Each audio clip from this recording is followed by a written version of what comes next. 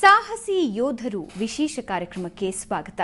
ಸದಾ ಯುದ್ಧ ತಂತ್ರಗಳು, ಸಮರಾಭ್ಯಾಸ ಹಾಗೂ ಗಡಿ ಕಾಯೋದ್ರಲ್ಲೇ ನಿರತರಾಗಿರ್ತಾ ಇದ್ದ ವಿವಿಧ ಬೆಟಾಲಿಯನ್ಗಳ ಯೋಧರು ಇತ್ತೀಚೆಗೆ ಬೆಂಗಳೂರಿನಲ್ಲಿ ಸಮಾಗಮಗೊಂಡಿದ್ರು. ಈ ವೇಳೆ ಸಾಹಸ ಪ್ರದರ್ಶನಗಳನ್ನ ನೀಡಿ ನೋಡುಗರನ್ನ ರೋಮಾಂಚನಗೊಳಿಸಿದ್ರು.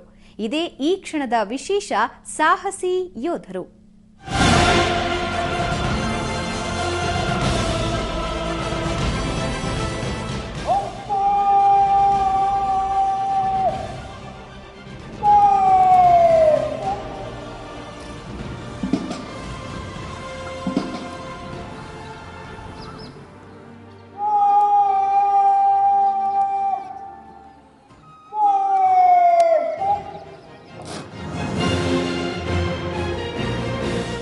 ಬೆಂಗಳೂರಿನ ಓಲ್ಡ್ ಏರ್ಪೋರ್ಟ್ ರೋಡ್ನಲ್ಲಿರುವ ಕಮಾಂಡೋ ಸೆಂಟರ್ ಎಂದಿನಂತೆ ಇರಲಿಲ್ಲ.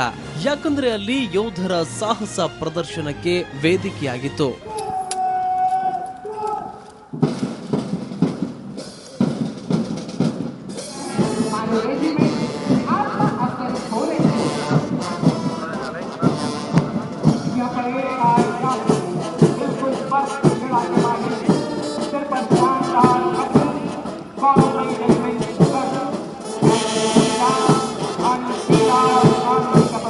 ವಿವಿಧ ಪ್ಲಾಟೂನ್ಗಳಿಂದ ಪಥಸಂಚಲನ ನಡೆಯಿತು.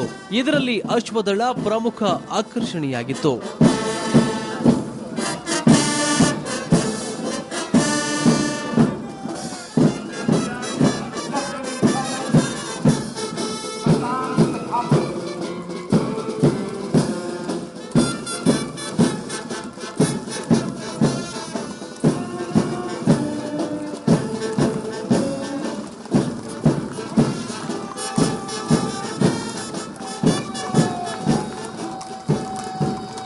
ಪರೇಡ್ ವೇಳೆ ಯೋಧರ ಪ್ಲಾಟೂನ್ ಕಮಾಂಡೋಗಳು ನೀಡುತ್ತಾ ಇದ್ದ ಕಮಾಂಡಿಂಗ್ ಮೈದಾನದಲ್ಲಿ ಮಾರ್ಧನಿಸ್ತಾ ಇತ್ತು.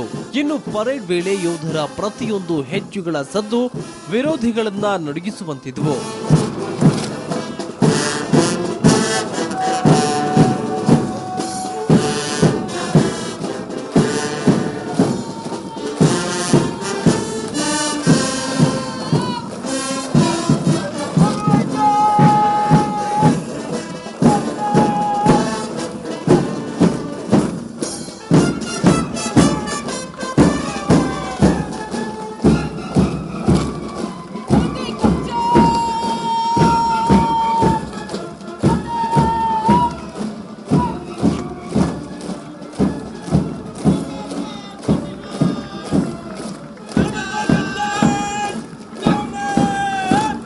ಇನ್ನು ಸೇನೆಯ ಹಿರಿಯ ಅಧಿಕಾರಿಗಳು ವಾಹನದಲ್ಲಿ ಸಾಗಿ ಬಂದಾಗ ಶಿಸ್ತಿನಿಂದ ಗೌರವ ವಂದನೆಯನ್ನ ಸಲ್ಲಿಸಿ ಎಲ್ಲರ ಗಮನ ಸೆಳೆದ್ರು.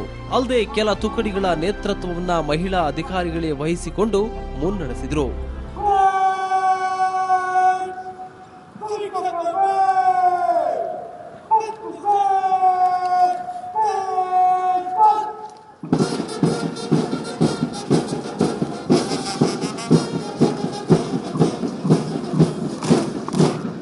ವಿಶೇಷವೆಂದರೆ ಅಶ್ವದಳದ ನೇತೃತ್ವವನ್ನ ಮಹಿಳಾ ಅಧಿಕಾರಿ ವಹಿಸಿಕೊಂಡಿದ್ರು.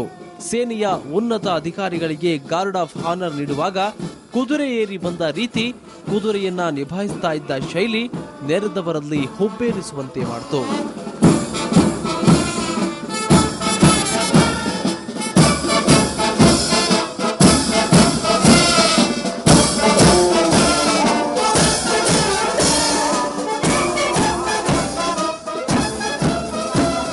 ಪರೇಡ್ನಲ್ಲಿ 9 ಲೆಫ್ಟಿನೆಂಟ್ ಜನರಲ್ಗಳು ತಮ್ಮ ತಮ್ಮ ಶಿಷ್ಯ ಬೆಟಾಲಿಯನ್ಗಳನ್ನ ಕರೆತಂದಿದ್ರು.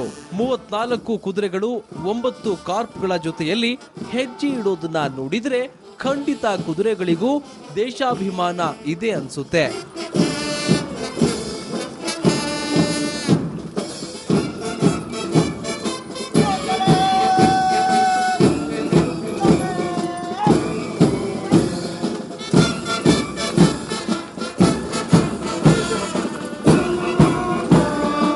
ಸದಾ ಗಡಿಯಲ್ಲೇ ಇರುವ ಯೋಧರನ್ನ ಹೀಗೆ ಒಂದೆಡೆ ಸೇರಿಸಿದ್ದರ ಹಿಂದೆ ಸದುದ್ದೇಶಗಳಿವೆ. ಒಂದು ಶಿಬಿರದಲ್ಲಿ ನಾನಾ ಭಾಗಗಳ ಯೋಧರು, ಅಧಿಕಾರಿಗಳು ಸೇರುವುದರಿಂದ ಸಮರಾಭ್ಯಾಸ ಸೇರಿದಂತೆ ಅನೇಕ ವಿಚಾರಗಳ ಬಗ್ಗೆ ಪರಸ್ಪರ ವಿನಿಮಯವಾಗುತ್ತೆ. ಇನ್ನು ಈ ಶಿಬಿರದಲ್ಲಿ ಅನೇಕ ರೀತಿಯ ಕಸರತ್ತುಗಳನ್ನ ಮಾಡಿದ್ರು. ಅದರಲ್ಲಿ ಎಲ್ಲರ ಕಣ್ಮನ ತಣಿಸಿದ್ದು ಬುಲೆಟ್ ಬೈಕ್ಗಳ ಕಸರತ್ತು.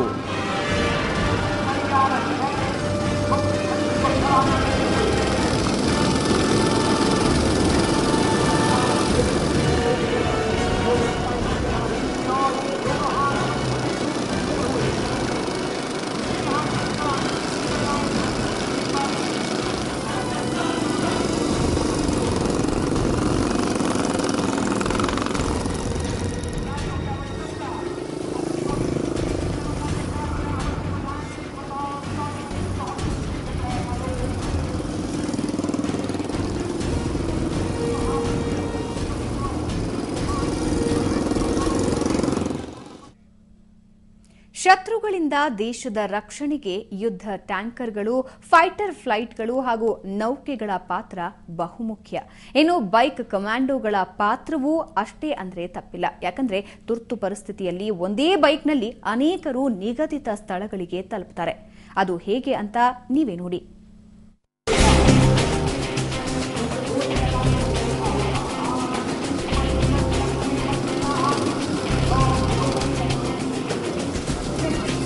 ಹೀಗೆ ಬೈಕ್ಗಳು ಚಲಿಸ್ತಾ ಇರುವಾಗಲೇ ಯೋಧರು ಅನೇಕ ರೀತಿ ಆಸನದ ಭಂಗಿಗಳನ್ನ ಬದಲಿಸ್ತಾರೆ.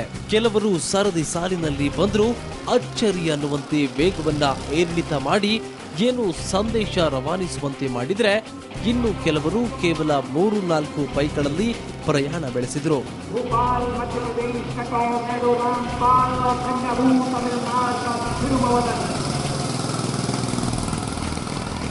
और जमीन 2 साल तक हो वीरांगन तेज और महत्व कठिन चुनौती प्राप्ति कुमार और सफाई दोनों सेवा कर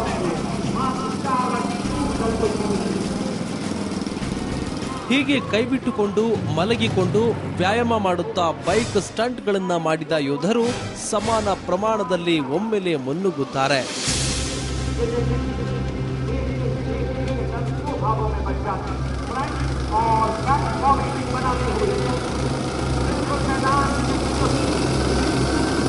ಇನ್ನು ಈ ಬೈಕ್ ಸ್ಟಂಟ್ಗಳ ಮೂಲಕ ಗಿನ್ನಿಸ್ ಹಾಗೂ ಲಿಮ್ಕಾ ಸೇರಿ ಅನೇಕ ರೆಕಾರ್ಡ್ಗಳನ್ನ ಮುಡಿಗೇರಿಸಿಕೊಂಡಿದ್ದಾರೆ. ಸುಮಾರು 30 ವೈಟ್ ರಾಯಲ್ ಎನ್ಫೀಲ್ಡ್ ಬೈಕ್ಗಳಲ್ಲಿ ಸಾಗಿ ಬಂದ ಸೈನಿಕರು ರಾಷ್ಟ್ರಧ್ವಜ ಹಾಗೂ ಸೇನೆಯ ಬಾವುಟ ಹಿಡಿದು ಸಾಗುವ ದೃಶ್ಯ ರೋಮಾಂಚನ ಮೂಡಿಸುತ್ತೆ.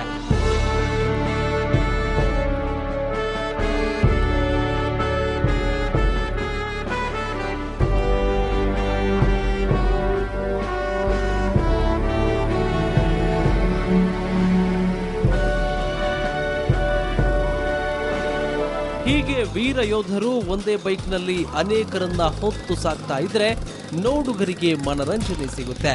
ಆದ್ರೆ ಇದಷ್ಟೇ ಅಲ್ಲ, ಯುದ್ಧ ಸೇರಿದಂತೆ ನಾನಾ ತುರ್ತು ಸಂದರ್ಭದಲ್ಲಿ ದಟ್ಟ ಕಾಡು ಹಾಗೂ ಬೆಟ್ಟಗಳಲ್ಲಿ ಸೇವೆ ಸಲ್ಲಿಸಲು ಈ ಬುಲೆಟ್ ಬೈಕ್ಗಳ ನೆರವು ಅಗತ್ಯ.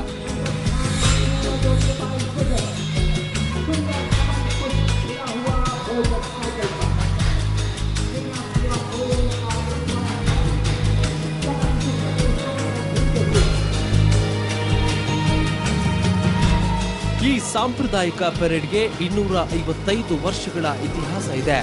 ಮುಖ್ಯ ಅತಿಥಿಯಾಗಿ ಲೆಫ್ಟಿನೆಂಟ್ ಜನರಲ್ ರಾಜೀವ್ ಪ್ರಸಾದ್ ಭಾಗವಹಿಸಿ ಇಂತಹದೊಂದು ಅತ್ಯದ್ಭುತ ಕ್ಷಣಕ್ಕೆ ಸಾಕ್ಷಿಯಾದರು. ಇದೇ ವೇಳೆ ಲೆಫ್ಟಿನೆಂಟ್ ಕರ್ನಲ್ ದರ್ಜೆಯ ಅಧಿಕಾರಿಗಳ ಸಾಧನೆ ನೆನೆದು ಹುತಾತ್ಮರ ಪತ್ನಿ ತಾಯಿಗೆ ವೀರನಾರಿ ಪ್ರಶಸ್ತಿ ಪ್ರದಾನ ಮಾಡಲಾಯಿತು.